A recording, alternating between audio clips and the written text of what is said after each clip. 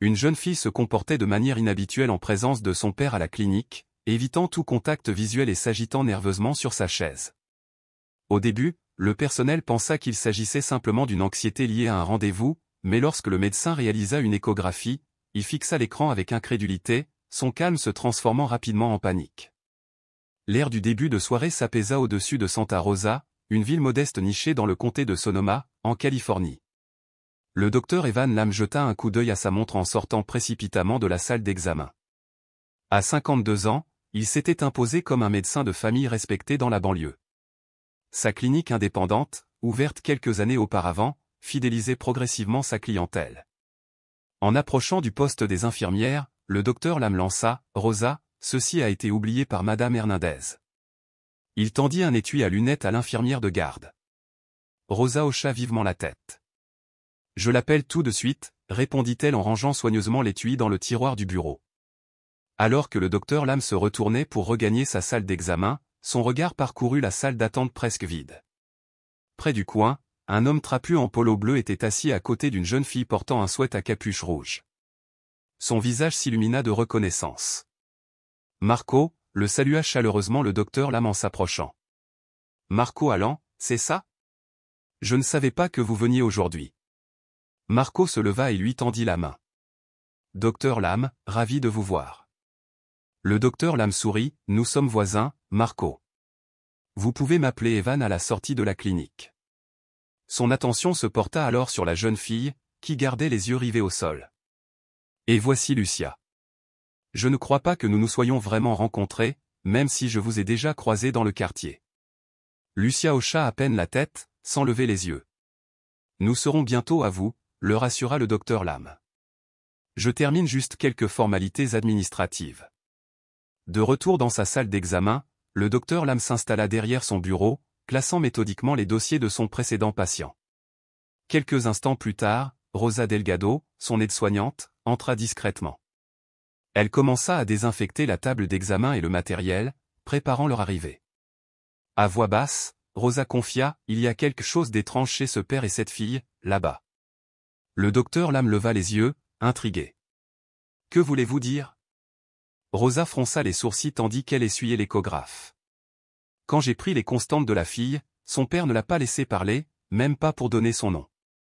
Il n'arrêtait pas de répondre à sa place, refusant de la laisser parler directement. Elle secoua la tête, incrédule. Je devais sans cesse lui rappeler que j'avais besoin de ses nouvelles. Et la fille Lucia où elle n'a jamais établi de contact visuel, ajouta gravement Rosa. Le docteur Lam se renversa pensivement dans son fauteuil. Je les connais, dit-il. Ils habitent à 3 maisons de chez moi. Marco peut être un peu autoritaire. Certains pères sont comme ça. Rosa l'interrompit doucement, moi aussi, je suis mexicaine, docteur Lam, et ce n'est pas culturel. C'est autre chose. Elle marqua une pause, puis haussa les épaules. Mais vous les connaissez mieux que moi. C'est peut-être juste leur dynamique familiale. Lui tendant le dossier médical de la jeune fille, Rosa vit les yeux du docteur Lam s'écarquiller en lisant la liste des symptômes. 14 ans, avec des symptômes de grossesse, murmura-t-il. Rosa hocha la tête d'un air sombre. C'est pourquoi je suis inquiet. Le docteur Lam rajusta sa blouse blanche et se calma. Envoyez-les, dit-il. La porte s'ouvrit et Marco guida Lucia dans la pièce, la main fermement posée sur son épaule. La jeune fille avançait avec précaution, comme sur des œufs, le corps tendu sous son ample sweat à capuche rouge. Merci de votre visite, docteur, dit Marco en s'asseyant près de la table d'examen, surtout à cette heure tardive. Bien sûr, répondit doucement le docteur Lam. Quel est le problème? Marco s'éclaircit la gorge, gêné. Ce n'est pas facile à dire, mais ma fille est enceinte. Bien que le docteur Lam l'ait vu sur le dossier, l'entendre si clairement lui serra l'estomac. Il jeta un coup d'œil à Lucia, qui resta silencieuse, les yeux fixés sur ses mains jointes sur ses genoux. Je vois, dit-il prudemment. Lucia, comment vous sentez-vous? Avant qu'elle puisse répondre, Marco intervint, elle a des nausées matinales, de la fatigue, ces derniers temps, se plaint de douleurs abdominales. Le docteur Lam resta concentré sur Lucia. Lucia, préféreriez-vous répondre à ces questions vous-même? La jeune fille hocha la tête à peine perceptiblement. Et comment cette grossesse est-elle arrivée, lui demanda directement le docteur Lam. Marco l'interrompit aussitôt, elle a un petit ami. On ne veut pas en parler. Son ton coupa net le sujet. Docteur, nous tenons à ce que cela reste confidentiel, se pencha Marco avec sérieux. Personne ne doit être au courant. Ni nos voisins, ni personne. Le docteur Lam acquiesça, le rassurant, la confidentialité des patients est un protocole standard, monsieur Alcon. Je ne peux pas discuter du cas d'un patient avec d'autres. Marco parut soulagé. Bien, bien, dit-il. Se tournant vers Lucia, le docteur Lam expliqua, j'aimerais faire une échographie pour vérifier l'état du bébé et déterminer votre grossesse. Ça vous convient? Elle hocha la tête, évitant toujours le contact visuel. Rosa va vous aider à monter sur la table d'examen. Vous devrez soulever votre chemise juste au-dessus de votre ventre. Rosa guida doucement Lucia vers la table. La jeune fille grimaça en s'allongeant. Ça fait mal, demanda doucement Rosa. Lucia acquiesça. Marco expliqua depuis sa chaise, la douleur abdominale s'aggrave. Le docteur Lam appliqua le gel sur le ventre de Lucia, remarquant son sursaut à son contact. Déplaçant délicatement le transducteur sur son abdomen, il observa attentivement l'écran. Ce qu'il vit le fit s'arrêter. C'est. Commença-t-il en ajustant l'appareil pour mieux voir. Lucia, vous semblez être enceinte d'environ 28 semaines. Les yeux de Marco s'écarquillèrent de surprise. C'est impossible. Ça ne fait pas si longtemps. Le docteur Lam le regarda fixement. L'avez-vous déjà emmené chez un obstétricien? Marco secoua la tête. Non, c'est notre première visite chez le médecin. Le docteur Lam continua d'examiner les images échographiques, les sourcils froncés. C'est une fille, dit-il, mais je constate des signes inquiétants. Son abdomen ne correspond pas au schéma de croissance habituel à 28 semaines. Cela suggère ce qu'on appelle un retard de croissance intra-utérin, ou RCIU. Qu'est-ce que cela signifie? Demanda Marco. Cela signifie que le bébé ne grandit pas normalement. Cela peut être dû à des problèmes placentaires, à des problèmes de santé maternelle ou à des pathologies fœtales, expliqua le docteur Lam en déplaçant à nouveau la sonde pour une surveillance attentive. Je détecte également un rythme cardiaque fœtal irrégulier. Se tournant vers Marco, il dit fermement, Monsieur Alcon, je vous recommande vivement d'emmener Lucia à l'hôpital immédiatement. Elle a besoin de soins spécialisés que je ne peux pas lui prodiguer ici. Le visage de Marco s'assombrit. L'hôpital? Pourquoi ne pas simplement lui donner des médicaments, expliqua patiemment le docteur Lam. Cela nécessite une surveillance poussée et éventuellement une intervention. L'hôpital dispose du matériel et des spécialistes nécessaires pour suivre correctement le développement du bébé. Ils peuvent effectuer des examens Doppler pour évaluer la circulation sanguine et vérifier le développement des organes. Marco parut hésitant, mais le docteur Lam poursuivit fermement, je peux vous prescrire des vitamines prénatales, du calcium et de l'acide folique pour soutenir son alimentation, mais ce n'est pas suffisant. Elle doit être examinée à l'hôpital. Après avoir rédigé l'ordonnance, le docteur Lam la tendit à Marco. La pharmacie d'Accent Grave Côté est encore ouverte. Vous pouvez la remplir pendant que l'infirmière Rosa nettoie Lucia. Marco jeta un regard hésitant entre le médecin et sa fille. Elle ira bien, lui assura le docteur Lam. On va juste nettoyer le gel et imprimer les images échographiques. Elle vous rejoindra à la pharmacie dans quelques minutes. À contre-cœur, Marco prit l'ordonnance et quitta la pièce, jetant un dernier regard à Lucia avant de fermer la porte. Dès qu'il fut parti, Rosa commença à essuyer délicatement le gel sur le ventre de Lucia. Tout ira bien, ma puce, murmura-t-elle. Soudain, les yeux de Lucia se remplirent de larmes. Elle donne des coups de pied quand elle entend sa voix, dit doucement Rosa. Je déteste qu'elle l'aime. Le docteur Lam et Rosa échangèrent des regards alarmés. La phrase restait en suspens, lourde de sens ambigu. Lucia, demanda prudemment le docteur Lam, qu'entendez-vous par là? Mais Lucia s'était déjà retranchée dans le silence. Son ouverture d'esprit momentanée s'estompa rapidement. Le docteur Lam essaya de comprendre ses paroles. Peut-être était-elle bouleversée par sa grossesse et projetait-elle ses sentiments sur son père. Ou peut-être Marco était-il en colère à cause de sa grossesse, et elle exprimait son ressentiment à travers lui. Ce qui est fait, dit-il doucement. Ton père t'a amené ici parce qu'il se soucie de ta santé. Maintenant, il faut que nous nous assurions que toi et le bébé allaient bien. C'est pourquoi il est si important que tu ailles à l'hôpital immédiatement. Il tendit l'échographie imprimée à Lucia. Elle la prit, le regard fixé sur l'image en noir et blanc. À ses yeux, l'image ressemblait plus à un flou abstrait qu'à quelque chose de reconnaissable. À travers la vitre de la porte, le docteur Lam vit Marco revenir de la pharmacie.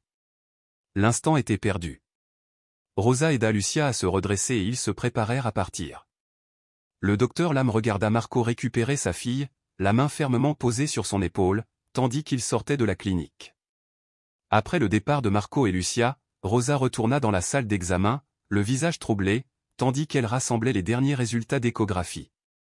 9 heures, annonça-t-elle en jetant un coup d'œil à sa montre. C'est tout pour aujourd'hui, n'est-ce pas? Le docteur Lam hocha la tête, encore perturbé par la déclaration énigmatique de Lucia. Oui, c'étaient les derniers patients. Rosa commença à éteindre l'échographe, ses gestes vifs mais son expression pensive. C'était étrange, tu ne trouves pas, demanda-t-elle finalement à la jeune fille cachant sa grossesse depuis 28 semaines et ce qu'elle avait dit lorsque son père avait quitté la pièce. Je sais, acquiesça le docteur Lam en s'appuyant contre son bureau. C'était vraiment inhabituel. Que penses-tu qu'elle voulait dire, insista Rosa, faisant référence au coup de pied du bébé lorsqu'il entendit la voix du père, et à sa réaction détestant que le bébé l'aime. Le docteur Lam passa une main dans ses cheveux. Je suppose qu'elle a dû cacher sa grossesse à son père pendant tout ce temps. C'est probablement pour ça qu'il vient de la faire venir. Peut-être était-il en colère en l'apprenant, et c'est pourquoi elle exprime ses sentiments. Rosa n'était pas convaincue. Mais elle a dit que le bébé donnait des coups de pied quand elle entendait la voix de son père, et elle n'aimait pas ça. Ça ne te paraît pas bizarre? Il pourrait s'agir d'un conflit entre les hormones de l'adolescence et celles de la grossesse, a suggéré le docteur Lam, même si l'explication lui semblait insuffisante. Les sautes d'humeur et l'instabilité émotionnelle sont courantes chez les deux groupes. Rosa hocha lentement la tête, même si le doute persistait dans son regard. J'espère qu'ils iront à l'hôpital comme tu le leur as dit. Moi aussi, a déclaré le docteur Lam. Ce bébé a besoin d'une surveillance médicale appropriée. Ils finirent de fermer la clinique, éteignant les lumières et verrouillant les armoires. Le reste du personnel était déjà parti, les laissant seuls pour sécuriser le bâtiment. Ils sortirent ensemble dans la fraîcheur de la nuit, le parking presque vide. Passez une bonne nuit, docteur, dit Rosa en se dirigeant vers sa voiture. Toi aussi, Rosa. À demain. Le docteur Lam monta dans sa berline, le moteur ronronnant lorsqu'il quitta le parking. Son esprit revivait sans cesse l'examen, cherchant des indices dans l'interaction entre le père et la fille. Quelque chose clochait, mais il ne parvenait pas à le situer. Alors qu'il s'engageait dans son quartier, les lampadaires projetaient de longues ombres sur la rue tranquille de banlieue.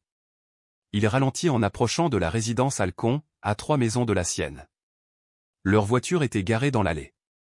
Ils ne sont pas allés à l'hôpital, murmura-t-il pour lui-même, une lueur d'inquiétude s'allumant dans sa poitrine. Il continua sa route jusqu'à chez lui, gara son véhicule dans l'allée et coupa le moteur. Assis dans l'obscurité de sa voiture, il se demandait s'il ne comprenait pas la gravité de la situation, le rythme cardiaque irrégulier, le retard de croissance. Ce n'étaient pas des problèmes mineurs, surtout pour une mère de 14 ans. Il aurait dû rentrer, dîner et se coucher. Ce n'était pas sa responsabilité de traquer les patients qui ignoraient ses conseils médicaux. Mais les mots de Lucia résonnaient dans son esprit, elle donne des coups de pied quand elle entend sa voix.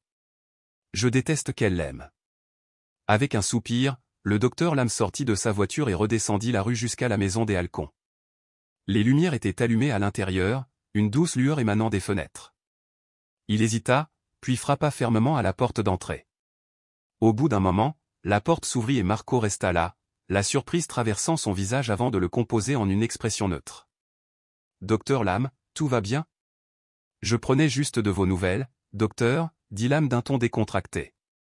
J'ai remarqué que votre voiture était là, et j'étais inquiet, car je vous avais conseillé d'emmener Lucia à l'hôpital immédiatement. L'expression de Marco changea presque imperceptiblement. Ah oui. Merci de votre sollicitude. Lucia est partie à l'hôpital avec sa mère. Je suis resté pour finir quelques travaux. Le docteur Lam cligna des yeux, surpris par cette information. C'était la première fois que la mère de Lucia était mentionnée sur la photo. Je vois, dit-il prudemment. C'est bon à entendre. J'étais inquiet pour l'état du bébé. Oui. Eh bien, elle est entre de bonnes mains maintenant, dit Marco d'un ton sec. Merci d'être passé, docteur, mais il se fait tard et j'ai du travail à terminer. Bien sûr, acquiesça le docteur Lam. Désolé de vous déranger. Bonne nuit, monsieur Halcon. Bonne nuit. La porte se referma fermement derrière lui, laissant le docteur Lam debout sur le porche, un malaise agaçant au ventre. En rentrant chez lui, l'explication de Marco lui revenait en tête. Il espérait seulement que c'était la vérité. Dans sa cuisine, le docteur Lam ouvrit le réfrigérateur et en examina le contenu. Son appétit diminua à cause du sentiment persistant que quelque chose n'allait pas chez la fille. Il prit les restes du dîner de la veille des pâtes au poulet et les mit au micro-ondes. Tandis qu'il attendait que son plat chauffe, les inquiétudes de Rosa résonnaient dans son esprit, la façon dont Marco avait contrôlé la conversation, répondant aux questions destinées à Lucia, la réticence de la jeune fille à établir un contact visuel, son commentaire énigmatique sur le bébé, et maintenant l'affirmation de Marco selon laquelle Lucia était allée à l'hôpital avec sa mère. Le micro-ondes bipa, mais le docteur Lam le remarqua à peine. Une révélation le frappa. Bien qu'il ait vécu à seulement 3 maisons de la famille Halcon pendant plus d'1 an, il avait rarement vu Lucia ou sa mère dehors. Il savait que Marco avait une fille, mais leurs interactions se limitaient à quelques signes de la main depuis l'allée ou à de brefs échanges lors des réunions de quartier, toujours avec Marco seul. Quant à sa femme, il ne se souvenait même pas de la dernière fois où il l'avait vue. Il emporta son assiette dans son bureau, une petite pièce avec un bureau, un ordinateur et des étagères remplies de manuels médicaux. Posant son dîner, il ouvrit son ordinateur portable et se connecta à Facebook. Cela dépasse probablement certaines limites professionnelles, murmura-t-il pour lui-même, mais quelque chose ne va pas. Il a cherché Marco Halcon et a rapidement trouvé son profil. Les paramètres de confidentialité de Marco étaient minimaux, ce qui permettait au docteur Lam de consulter ses photos et ses informations. Il a parcouru la liste d'amis, à la recherche de quelqu'un qui pourrait être la mère de Lucia. Daniela Rivera, lut-il à haute voix. Ce nom lui semblait vaguement familier, comme s'il l'avait entendu il y a longtemps. Sa photo de profil réveilla quelque chose de profond dans sa mémoire. Le visage de la femme ressemblait subtilement à celui de Lucia, et il était presque certain de l'avoir déjà vu, quelque part dans le passé. Il a cliqué sur le profil, parcourant les rares informations accessibles au public. La page de Daniela comportait peu de photos récentes avec Marco ou Lucia. En parcourant sa chronologie, le docteur Lam a même remarqué une absence flagrante de photos de famille depuis plusieurs années. Il y avait des photos de Daniela à des événements professionnels avec des amis, mais aucune avec sa fille. S'ils sont divorcés, ce serait logique, songea-t-il à voix haute. Mais alors, pourquoi Marco dirait-il que Lucia est allée à l'hôpital avec elle? Le docteur Lam savait qu'il outrepassait les limites de sa profession en enquêtant ainsi sur la famille de sa patiente. Mais le bien-être de Lucia et potentiellement sa sécurité ont pris le pas sur ses hésitations. Il a cliqué sur l'icône de messagerie et a commencé à taper un message à Daniela. Bonjour, Madame Rivera. Veuillez m'excuser de vous contacter ainsi, mais je suis le docteur Evan Lam, médecin de famille, et j'ai vu votre fille Lucia aujourd'hui. Je voulais juste savoir comment se passe la visite à l'hôpital. Veuillez m'excuser pour cette intrusion. Il hésita avant d'appuyer sur « Envoyer », conscient que ce message pourrait la mettre en colère ou la perturber. Mais l'inquiétude pour Lucia l'emporta et il envoya le message. Le docteur Lam mangeait son dîner en jetant de temps en temps un coup d'œil à l'écran pour attendre une réponse. Aucune réponse ne venait. Il a nettoyé son assiette, enfilé des vêtements plus confortables et s'est préparé à aller au lit, vérifiant son téléphone une dernière fois avant de se coucher. Alors qu'il était allongé dans son lit, les yeux rivés au plafond, son téléphone sonna et une notification retentit. Il le saisit rapidement et vit un message de Daniela Rivera. Quelle visite à l'hôpital? Quelque chose ne va pas avec Lucia? Avant qu'il puisse écrire une réponse, son téléphone s'est mis à sonner. Daniela m'a appelé sur Facebook. Il s'est redressé dans son lit et a répondu « Bonjour, c'est le docteur Lam qui vous appelle. » Docteur, que se passe-t-il? La voix de Daniela était tendue, teintée d'inquiétude. Que veux-tu dire par une visite à l'hôpital? Je ne suis dans aucun hôpital avec Lucia, insista-t-elle. Le docteur Lam sentit son estomac se nouer. Madame Rivera, j'ai vu votre fille à ma clinique ce soir. Elle a été amenée par son père, Marco. Elle est enceinte d'environ 28 semaines. Il y eut une brusque inspiration à l'autre bout du fil. C'est impossible, murmura Daniela. Je n'ai pas vu Lucia depuis presque 3 ans. Marco et moi sommes divorcés depuis 10 ans. Il a la garde exclusive, et je n'ai pas le droit de m'approcher d'elle. Le docteur Lam ferma les yeux, les éléments de la situation commençant à se mettre en place. Madame Rivera, je dois vous expliquer clairement. Lucia est venue à ma clinique avec Marco ce soir. Elle est au 3e trimestre de sa grossesse, mais elle présente un retard de croissance intra-utérin, ce qui signifie que le fœtus ne grandit pas normalement. Cela peut être dû à des problèmes placentaires, à des problèmes de santé maternelle ou à des pathologies fœtales. Il marqua une pause, rassemblant ses pensées avant de poursuivre. J'ai également détecté un rythme cardiaque fœtal irrégulier. Je leur ai conseillé de se rendre immédiatement à l'hôpital pour que des spécialistes réalisent un Doppler et évaluent le développement du bébé. En cas de sous-développement d'organes, notamment pulmonaire et cérébral, des traitements pourraient encore être efficaces, s'il n'est pas trop tard. Daniela resta silencieuse un long moment avant de finalement répondre, la voix brisée. Oh mon Dieu! Ma petite? Elle n'a que 14 ans. Comment est-ce possible? Qui lui a fait ça? Marco a dit qu'elle avait un petit ami, répondit le docteur Lam, même s'il remettait maintenant en question tout ce que Marco lui avait dit. Je ne sais pas quoi faire, admit Daniela, bouleversée. Je veux la voir tout de suite, mais je n'ai pas le droit de m'approcher d'elle. L'ordonnance de protection. Elle s'interrompit, la voix tremblante. S'il vous plaît, docteur, assurez-vous qu'elle va bien. Sinon, appelez la police. Peu importe que Marco me dénonce pour violation de l'ordonnance. C'est de ma fille dont il est question. Je comprends, lui assura le docteur Lam. Mais nous devons être prudents. Lucia est dans un état fragile et nous ne voulons pas déclencher un accouchement prématuré en lui causant un stress supplémentaire. Tu as raison, acquiesça Daniela à contre-cœur. Que vas-tu faire? Je vais la voir à nouveau, promit le docteur Lam, et je vous tiendrai au courant. Pour l'instant, il vaut mieux que vous restiez où vous êtes. Après avoir raccroché, le docteur Lam a consulté le dossier médical électronique de sa clinique sur son ordinateur portable. Il a récupéré les images échographiques de Lucia et les a étudiées attentivement. Les images ont confirmé son diagnostic initial, retard de croissance, fonction placentaire potentiellement altérée et signes inquiétants de diminution du flux sanguin vers le fœtus. Cela signifiait que moins d'oxygène et moins de nutriments parvenaient au bébé, une situation qui pouvait se détériorer rapidement. L'horloge sur sa table de chevet indiquait 22h15. Il était tard pour les visites à domicile, mais l'homme lui avait clairement menti alors que sa fille avait besoin de soins médicaux. Le docteur Lam décida que cela ne pouvait pas attendre le lendemain matin. À ce moment-là, Marco sera peut-être au travail ou trouvera une autre excuse. Il se changea rapidement en vêtements de ville et sortit. La nuit était devenue plus fraîche, un léger brouillard recouvrant le quartier. La maison Alcon se découpait sur le ciel nocturne, ses fenêtres encore éclairées.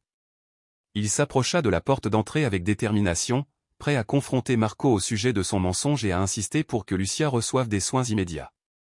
Il frappa fermement, répétant ce qu'il dirait à Marco. Mais quand la porte s'ouvrit, ce n'était pas Marco qui se tenait là, c'était Lucia. Ses yeux s'écarquillèrent légèrement à sa vue. « Docteur Lam » murmura-t-elle nerveusement en jetant un coup d'œil par-dessus son épaule. « Lucia, dit-il doucement, es-tu allée à l'hôpital » Elle secoua la tête, ses doigts jouant avec l'ourlet de son sweat à capuche. « Lucia, j'ai besoin que tu me dises la vérité, dit doucement le docteur Lam. Que se passe-t-il? Pourquoi as-tu caché ta grossesse si longtemps? Lucia ouvrit la bouche pour parler, mais avant qu'elle puisse dire quoi que ce soit, la voix de Marco résonna à l'intérieur de la maison. Qui est-ce, Lucia? C'est le livreur? Qu'est-ce qui prend autant de temps? La peur traversa le visage de Lucia. Va-t'en, s'il te plaît, murmura-t-elle en fermant la porte. S'il vous plaît, dit le docteur Lam en posant la main sur la porte pour l'empêcher de se fermer complètement. Lucia, je peux vous aider. Laissez-moi vous aider. Je ne peux pas, souffla-t-elle en fermant la porte. Le docteur Lam se tenait sur le porche, déchiré. Techniquement, il avait fait son devoir, informer Marco des risques et insister pour qu'il soit hospitalisé. Mais quelque chose dans cette maison lui semblait profondément anormal, et il ne pouvait se résoudre à partir. Il avait fait une promesse à Daniela, et cette promesse pesait lourd. Alors qu'il se retournait pour partir, la porte d'entrée s'ouvrit à nouveau. Cette fois, Marco se tenait sur le seuil, l'air assombri par l'agacement. docteur Lam, dit-il d'une voix tendue, pourquoi venez-vous sans cesse chez moi? Il est tard. Monsieur Halcon, commença le docteur Lam, s'efforçant de garder un ton professionnel, je suis préoccupé par l'état de Lucia. Vous m'avez dit qu'elle était allée à l'hôpital avec sa mère, mais je viens d'apprendre que c'est faux. Marco serra les dents. Tu m'as surveillé. Où j'emmène ma fille, ça ne te regarde pas. En tant que médecin, sa santé me regarde, a rétorqué le docteur Lam. L'état du bébé est grave. Retarder le traitement pourrait entraîner des complications, voire pire. Marco lança un regard noir, prêt à répondre, lorsqu'une lumière s'alluma chez le voisin. Un rideau trembla, quelqu'un observait visiblement la confrontation. L'attitude de Marco changea brusquement. On devrait peut-être poursuivre cette conversation à l'intérieur, suggéra-t-il d'une voix soudain conciliante. Inutile de déranger tout le quartier. Le docteur Lam hésita, puis hocha la tête. Marco recula, le laissant entrer. Le salon était sobrement décoré, un canapé usé, une table basse et une télévision accrochée au mur. Lucia était assise au bord du canapé, les mains jointes sur les genoux, les yeux rivés au sol. « Lucia, dit doucement le docteur Lam, comment te sens-tu » Marco l'interrompit avant qu'elle puisse répondre. « Elle va bien, juste fatiguée. » Les femmes enceintes se fatiguent, n'est-ce pas, docteur ? Le docteur Lam se tourna vers Marco. « Monsieur Halcon, vous devez comprendre la gravité de la situation. L'échographie a révélé un retard de croissance intra-utérin et un rythme cardiaque fœtal irrégulier. Ces problèmes nécessitent une prise en charge médicale immédiate.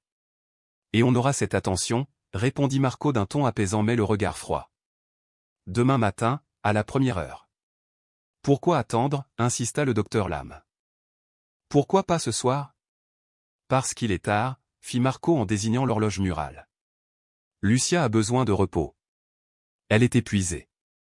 La traîner aux urgences où on va rester assis pendant des heures n'est pas ce dont elle a besoin pour le moment. Le bébé pourrait être en détresse, a expliqué le docteur Lam. Dans une situation comme celle-ci, chaque heure compte. Le bébé ne mourra pas du jour au lendemain, dit Marco d'une voix insensible. Le docteur Lam tressaillit. Avant qu'il puisse répondre, la sonnette retentit. Les épaules de Marco se détendirent légèrement. Ce sera la livraison. J'ai commandé le dîner pour nous. Il se tourna vers Lucia. Attends ici avec le médecin. Je vais chercher à manger. Alors que Marco se dirigeait vers la porte, le docteur Lam en profita pour se rapprocher de Lucia. Ça va, demanda-t-il doucement. Tu veux me dire quelque chose? Lucia jeta un coup d'œil vers la porte, où son père payait le livreur, cherchant de la monnaie dans ses poches. Puis, rapidement, elle fouilla dans sa poche et en sortit plusieurs photos pliées. Elle les glissa dans la main du docteur Lam au moment même où Marco se retournait vers eux. Le docteur Lam a discrètement glissé les photos dans la poche de sa veste sans les regarder. Lucia se pencha et murmura, plus dans la chambre. Je t'aiderai. Je vous le promets, dit doucement le docteur Lam. Vous êtes très courageux. Marco revint avec une boîte à pizza. De quoi parlez-vous tous les deux? Lucia me disait qu'elle avait faim, improvisa doucement le docteur Lam. Ce qui est bien, elle a besoin d'une alimentation adaptée. Tu vois? Je suis un bon père, dit Marco en posant la pizza sur la table basse. Je veille à ce qu'elle mange bien. Il se tourna vers le docteur Lam, passant de la défensive au dédain. Je comprends votre inquiétude, docteur, mais il se fait tard. Comme vous l'avez dit, les femmes enceintes ont besoin de repos. Si elle ne dort pas suffisamment, ce sera aussi mauvais pour le bébé, n'est-ce pas? Le docteur Lam a reconnu le rejet. Oui, le repos est important, a-t-il concédé, mais les soins médicaux le sont tout autant. Et elle les recevra demain matin à la première heure. Je te le promets, insista Marco. Ne voyant aucun moyen d'aller plus loin sans aggraver la situation, le docteur Lam se dirigea à contre-cœur vers la porte. Je reviendrai demain pour voir comment s'est passée la visite à l'hôpital, a-t-il déclaré, en voyant un message clair, il ne laisserait pas passer cette occasion. Bien sûr, répondit Marco, son sourire n'atteignant pas ses yeux. Bonne nuit, docteur. En partant, le docteur Lam jeta un coup d'œil par la fenêtre et vit Marco et Lucia assis à la table, la boîte à pizza ouverte entre eux. Marco parlait avec animation, tandis que Lucia restait immobile, les yeux baissés. De retour chez lui, le docteur Lam sortit rapidement les photos de sa poche. Ce qu'il vit lui glaça le sang. Il y avait 4 photos, chacune montrant Lucia à différents stades de dévêtue sur ce qui semblait être un lit, Marco étant clairement visible sur les images. Les photos documentaient les abus avec des détails saisissants. « Mon Dieu !» murmura le docteur Lam, les mains tremblantes de rage et de dégoût. Il a posé les photos face cachée sur son bureau, incapable de les regarder plus longtemps. Les paroles de Lucia à la clinique résonnèrent dans son esprit avec un nouveau contexte horrible, elle donne des coups de pied quand elle entend sa voix. Je déteste qu'elle l'aime. La vérité s'abattit sur lui comme un poids physique. Marco n'était pas seulement le père de Lucia, il était aussi le père de son bébé. Il n'y avait pas de petit ami. Il n'y avait qu'un prédateur et sa victime vivant à 3 maisons de là. Le docteur Lam a pris son téléphone et a composé le 911. « Service d'urgence », a dit le répartiteur. « Quelle est votre urgence ? » « Je dois signaler un cas de maltraitance et de mise en danger d'enfants », a déclaré le docteur Lam, la voix posée malgré le trouble qui l'habitait. Il s'agit d'une jeune fille de 14 ans, enceinte de 28 semaines. Le père est l'agresseur, et la jeune fille et son enfant à naître ont besoin de soins médicaux immédiats. En attendant l'arrivée de la police, l'esprit du docteur Lam s'emballait. Les photos en sa possession constituaient des preuves accablantes, mais il devait s'assurer qu'elles parviennent aux autorités compétentes. Il devait également alerter Daniela de ce qui se passait. Il a pris des photographies imprimées avec son téléphone, en s'assurant que les images étaient suffisamment claires pour servir de preuve si les originaux étaient perdus ou détruits. Il les a ensuite envoyées à Daniela via Facebook Messenger avec un bref message expliquant qu'il avait contacté la police et qu'ils étaient en route vers la maison de Marco. Son téléphone a sonné presque immédiatement. Daniela rappelait. « J'arrive tout de suite, dit-elle, la voix rauque. Ce monstre, je vais le tuer moi-même. » Daniela, s'il vous plaît, laissez la police s'occuper de ça, a insisté le docteur Lam. Ils sont en route. Le plus important est de sortir Lucia saine et sauve de cette maison et de l'emmener à l'hôpital. Comment une telle chose a-t-elle pu arriver, sanglota Daniela. Comment a-t-il pu faire ça à sa propre fille? Je savais que quelque chose n'allait pas quand il s'est battu avec tant d'acharnement pour obtenir la garde, mais je n'aurais jamais imaginé. Je n'aurais jamais cru qu'il le ferait. Je suis vraiment désolée, docteur, ajouta-t-elle, sans voix. Mais Lucia a appelé à l'aide ce soir. Elle a fait preuve d'un courage incroyable. Maintenant, nous pouvons l'éloigner de lui.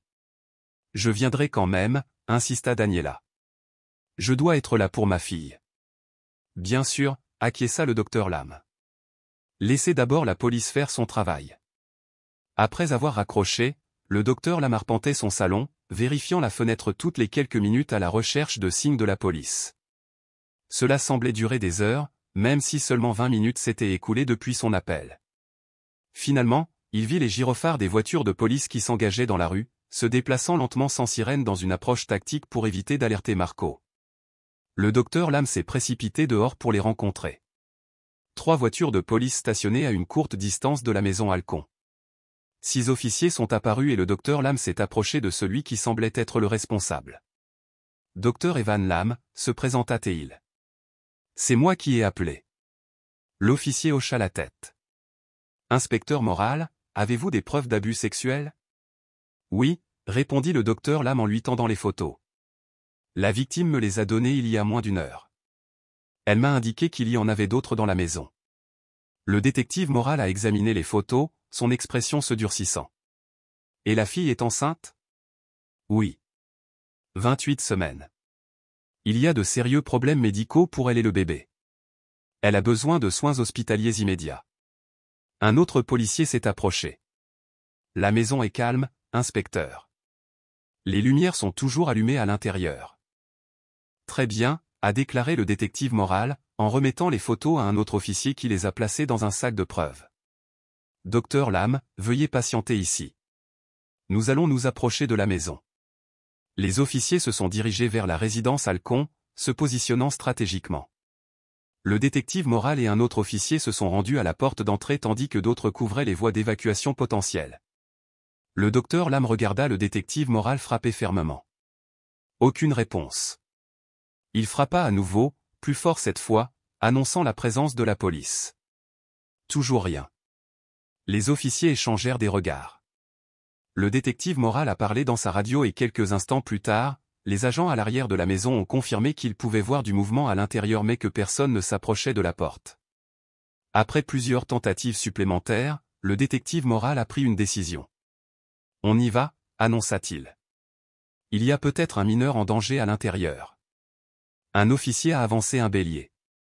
Ils l'ont positionné contre la porte et, avec 3 coups violents, le cadre de la porte s'est brisé et a cédé. Le docteur Lam est resté sur le périmètre comme indiqué, s'efforçant de voir ce qui se passait. Les policiers sont entrés dans la maison, leur voix criant « Police, département de police de Santa Rosa ». Les voisins ont commencé à émerger, attirés par l'agitation. Le couple d'a accent grave côté, un couple plus âgé qui avait observé la confrontation précédente depuis leur fenêtre, s'est approché du docteur Lam. « Que se passe-t-il » demanda la femme en serrant sa robe. Avant que le docteur Lam ne puisse répondre, des cris ont éclaté à l'intérieur, suivis par des officiers se précipitant à l'étage. Puis, de nouveaux cris sont venus de l'extérieur. Là-bas sur le toit, a crié quelqu'un. Le docteur Lam leva les yeux et vit Marco sortir d'une fenêtre du grenier sur le toit au-dessus du garage. Il tirait Lucia derrière lui serrant fermement le poignet alors qu'elle luttait pour maintenir l'équilibre sur la pente raide. « Restez en arrière » hurla Marco en apercevant les officiers en contrebas. « Je la repousse si vous vous approchez. On est une famille. Si je dois couler, on coulera tous ensemble. » Lucia pleurait, une main couvrant de manière protectrice son ventre de femme enceinte. « S'il vous plaît, ne le faites pas » supplia-t-elle, sa voix résonnant dans l'air nocturne. « S'il vous plaît, aidez-moi. » La police a immédiatement reculé, demandant par radio un soutien supplémentaire. Le docteur Lam a entendu des demandes de secours et ce qui ressemblait à une aire d'atterrissage gonflable. « Marco » cria le docteur Lam en s'avançant malgré les avertissements des policiers. « Ne fais pas ça. La police a les photos. Elle sait tout. » Le visage de Marco se tordit de rage. « Elle t'a donné ces photos, petite garce » cracha-t-il à Lucia. « Après tout ce que j'ai fait pour toi, tu ne mérites pas de vivre. » Une voiture s'est arrêtée en crissant au bord du périmètre de police. Daniela a bondi et s'est précipitée vers la maison avant qu'un officier ne l'intercepte. « C'est ma fille » cria-t-elle, luttant contre la retenue de l'officier. « Lucia, je suis là, bébé. Je suis là. » Le visage strié de larmes de Lucia se tourna vers la voix de sa mère.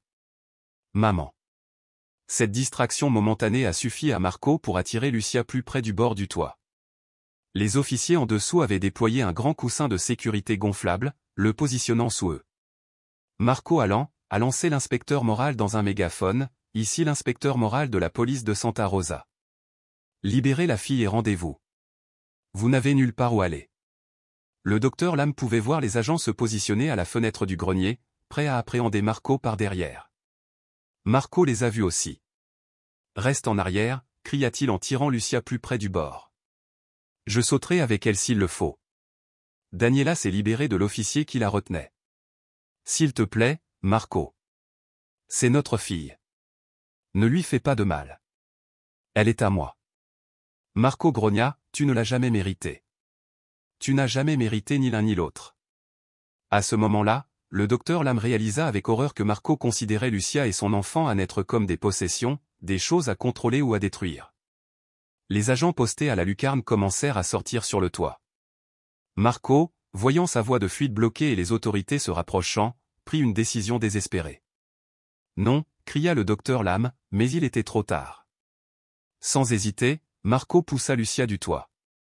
Elle tomba, son cri de terreur perçant la nuit, et atterrit saine et sauve sur le coussin gonflable en contrebas. Les policiers se sont immédiatement précipités à son secours, tandis que d'autres se sont précipités vers Marco, qui a tenté de sauter dans une autre direction pour s'échapper.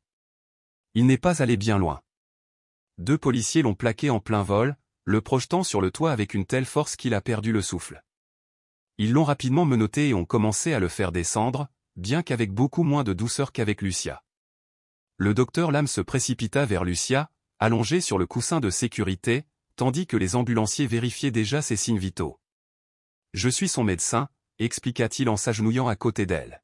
« Lucia, m'entendez-vous » Ses yeux s'ouvrirent brusquement, des larmes coulant sur ses joues. « Le bébé » murmura-t-elle. « Le bébé va bien » demanda le docteur Lam en posant doucement la main sur son ventre, à la recherche d'un mouvement. On vous emmène à l'hôpital pour en être sûr, mais je pense qu'elle ira très bien. Vous avez été très courageuse, Lucia. Très courageuse. La nuit s'emplissait des gyrophares des voitures de police et des ambulances. Les policiers conduisirent Marco, menotté, vers une voiture de patrouille qui l'attendait, le visage crispé par la rage. En passant devant Daniela, qui observait avec anxiété les ambulanciers s'occuper de Lucia, Marco cracha dans sa direction. « C'est ta faute, gronda-t-il. Tu n'as jamais été une vraie mère pour elle. » Le sang-froid de Daniela s'est effondré lorsqu'elle s'est jetée en avant.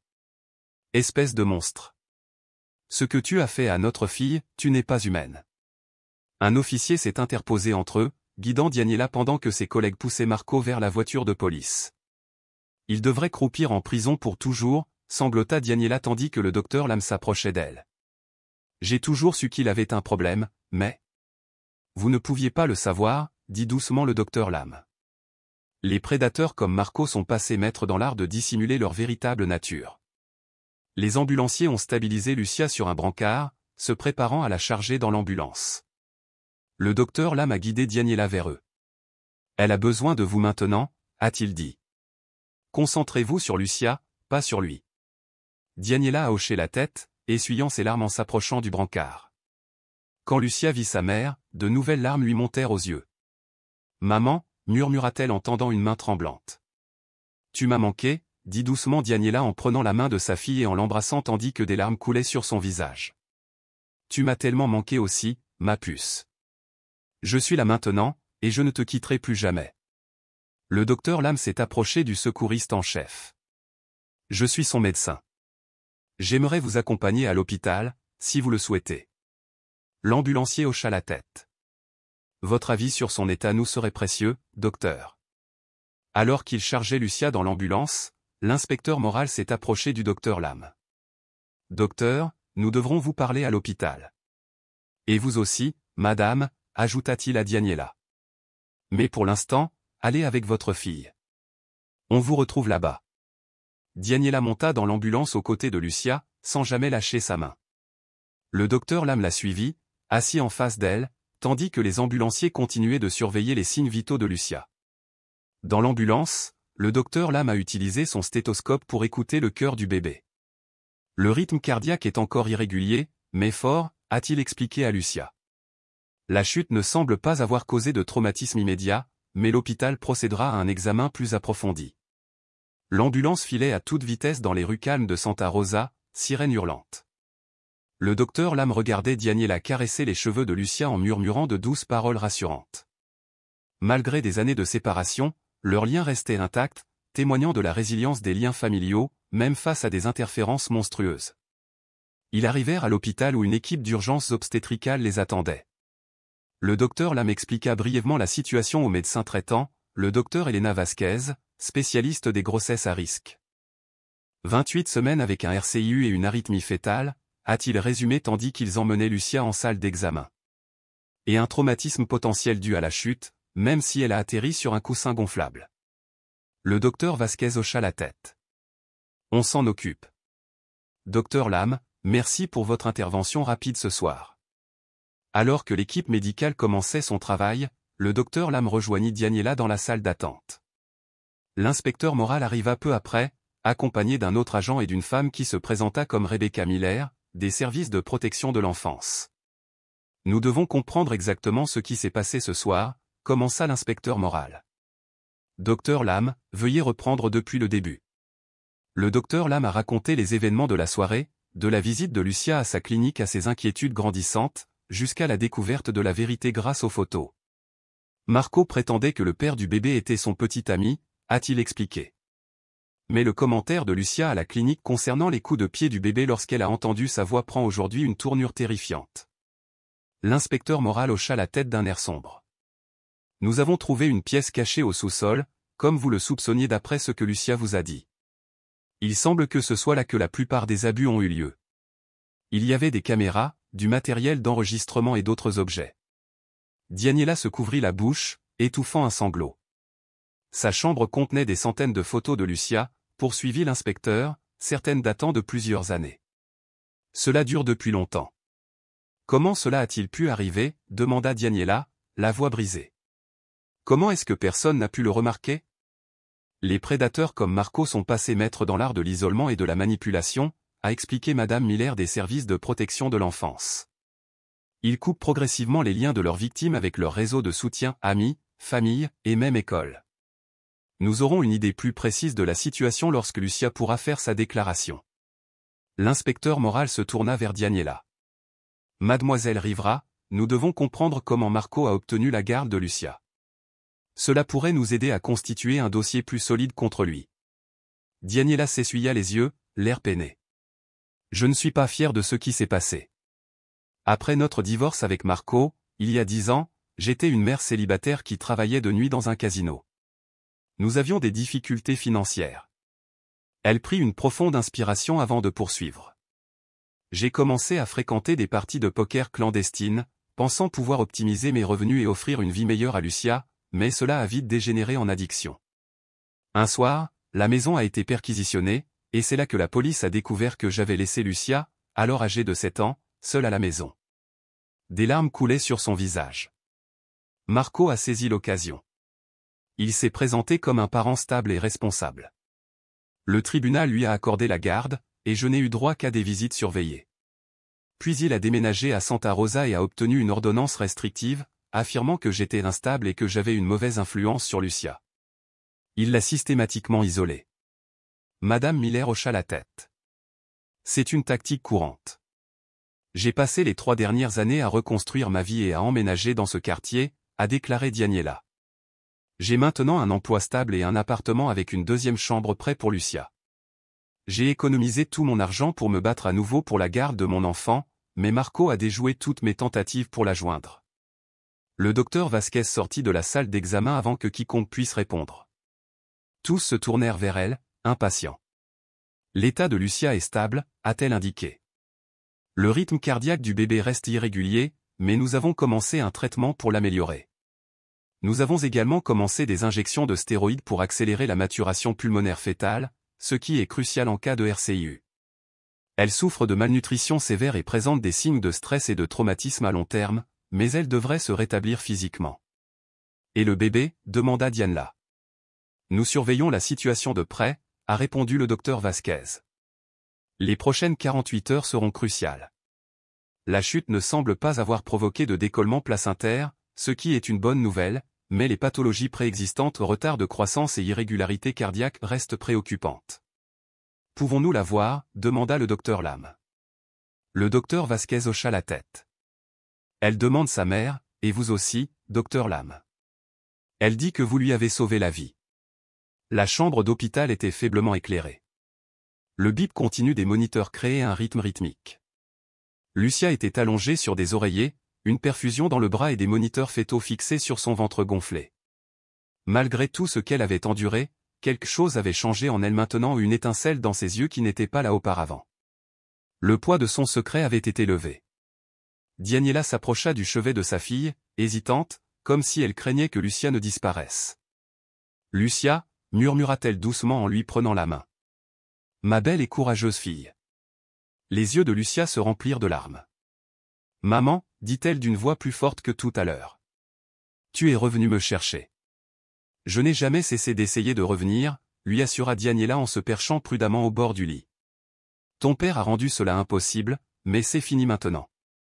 Il ne pourra plus jamais te faire de mal. » Le docteur Lam se tenait respectueusement au pied du lit, laissant à la mère et à la fille le temps de se retrouver. L'inspecteur moral et Madame Miller, du CPS, attendaient près de la porte, conscients de la délicatesse du moment. Au bout de quelques minutes, Lucia leva les yeux vers le docteur Lam. « Merci, dit-elle simplement, de m'avoir cru, de nous avoir aidés. »« Vous êtes courageuse, Lucia, » répondit le docteur Lam. « Vous avez trouvé le courage de demander de l'aide, et c'est ce qui vous a sauvé, vous et votre bébé. » L'inspecteur moral s'avança. « Lucia, je sais que c'est difficile, mais nous devons vous poser quelques questions pour monter notre dossier contre votre père. Ça vous convient ?» Lucia jeta un coup d'œil à sa mère, qui lui serra la main pour la rassurer. « C'est ton choix, ma chérie. Quoi que tu décides, je suis là pour toi. » Lucia hocha lentement la tête. « Je veux dire la vérité, toute la vérité. » « Prenez votre temps, dit doucement Madame Miller. Et si vous devez vous arrêter, dites-le-moi.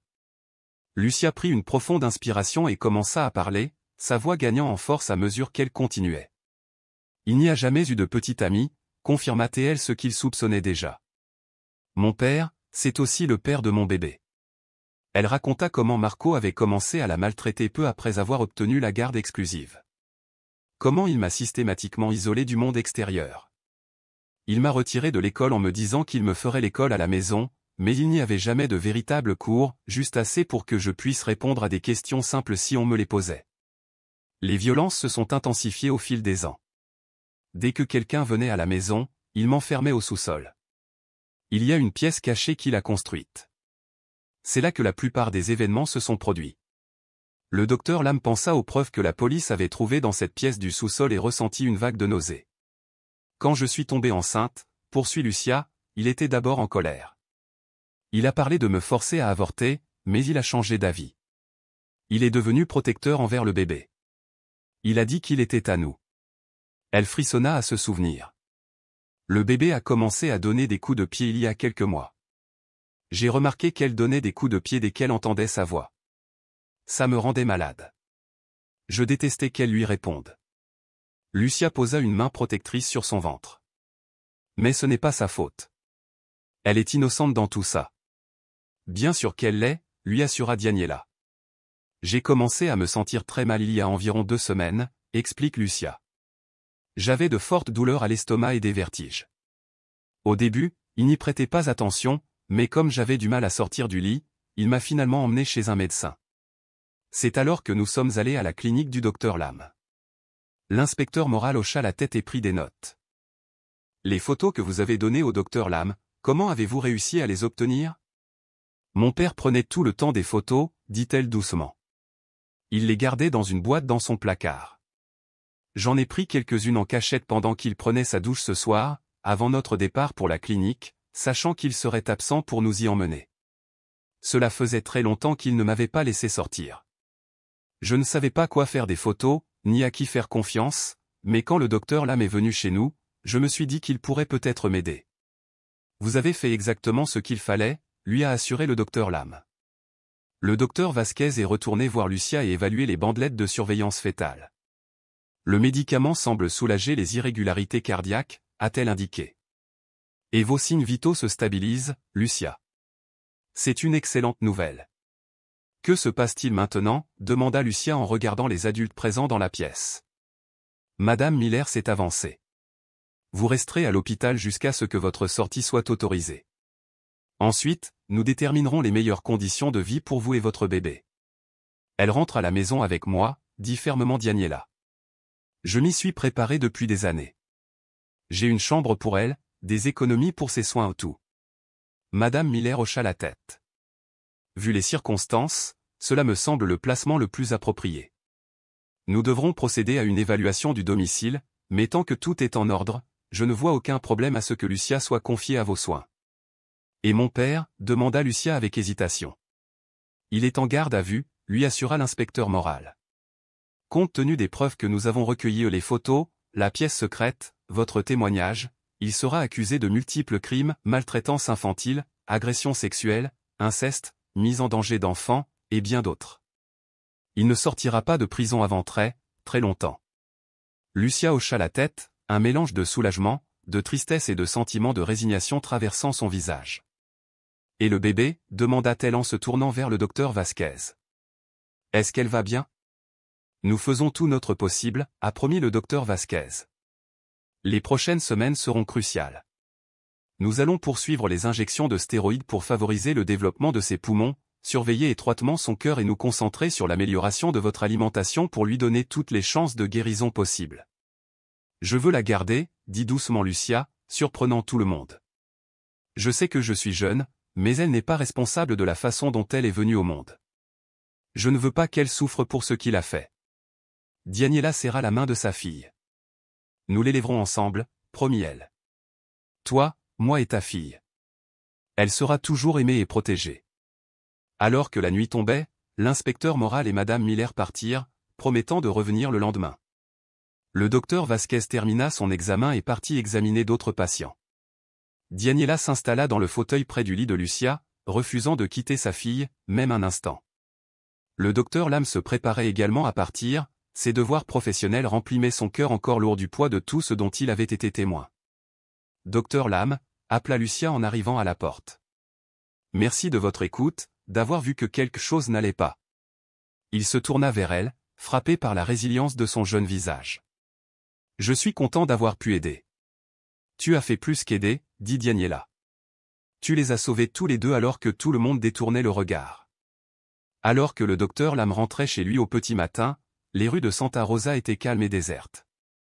Il repensa aux événements de la nuit. Sa décision de suivre son instinct, de dépasser les limites professionnelles lorsque le bien-être d'un enfant était en jeu, avait fait toute la différence. À son retour, le silence régnait dans le quartier. La maison Alcan, devenue scène de crime, était délimitée par un ruban jaune de police. Les voisins se réveilleraient dans une rue transformée ou une communauté obligée de reconnaître l'horreur qui régnait en son sein, inaperçue depuis des années. Le docteur Lam rentra chez lui, épuisé, mais en paix avec ses choix. Dans la profession médicale, le mandat était clair, d'abord, ne pas nuire. Mais parfois, faire le bien exigeait plus que d'éviter de nuire. Il fallait agir, avoir du courage et la volonté de voir ce que les autres avaient manqué. Alors qu'il s'allongeait enfin pour se reposer, le docteur Lam pensa à Lucia et à sa fille Annette, toutes deux victimes d'une cruauté indicible, qui avaient désormais la chance de prendre un nouveau départ. Leur chemin vers la guérison serait long et difficile, mais elles ne le feraient pas seules. Parfois, se disait-il tandis que le sommeil le gagnait, le diagnostic le plus important était celui qui allait au-delà des symptômes médicaux, celui qui reconnaissait la souffrance humaine sous la surface, les cris silencieux à l'aide qui prenaient la forme de regards détournés, de mots énigmatiques et d'actes courageux de confiance désespérée. Au final, ce ne sont pas seulement les connaissances médicales qui ont sauvé des vies. C'est la compassion, l'attention et le courage d'agir lorsque d'autres se sont détournés.